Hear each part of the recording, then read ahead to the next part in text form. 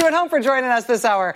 I will tell you what Chris is referring to is that a couple of hours ago, maybe even less than that, I was standing knee-deep in a trout stream in Tennessee. But now it's Mueller time. And so I'm in a studio in the great state of Tennessee. The trout are basically just as safe as they were when I was flailing away at them ineffectually this afternoon. But now it is, listen, this is history. This is a reason to stop fishing and go to work.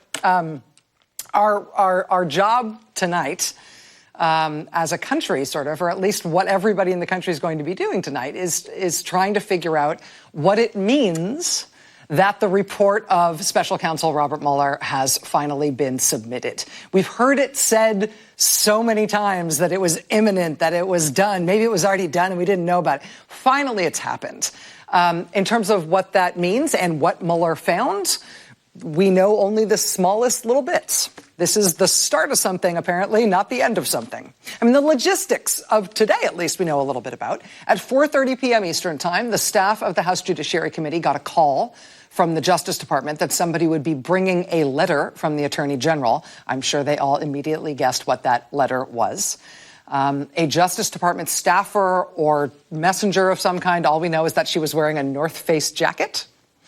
She brought, in fact, 2 letters to the committee in 2 separate manila envelopes. That was just before 5 o'clock Eastern Time. Our assumption is that there were 2 envelopes and 2 separate letters because that was 1 letter for the Democratic chairman of the committee and 1 for the Republican ranking member of the committee.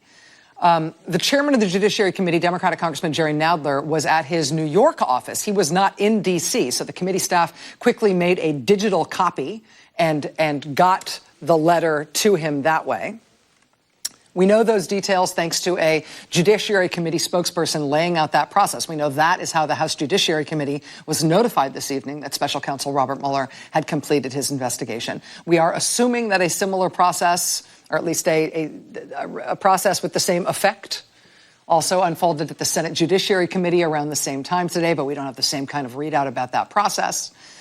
And so we know the logistics of how we got the notification that it ended. And obviously right now we have mostly just a ton of questions as to what Mueller's report says, how complete it is, who gets to see it, who gets to decide who gets to see it, and when. But after 2 years of almost entirely just questions about what Mueller is doing, I mean, some answers will start to emerge.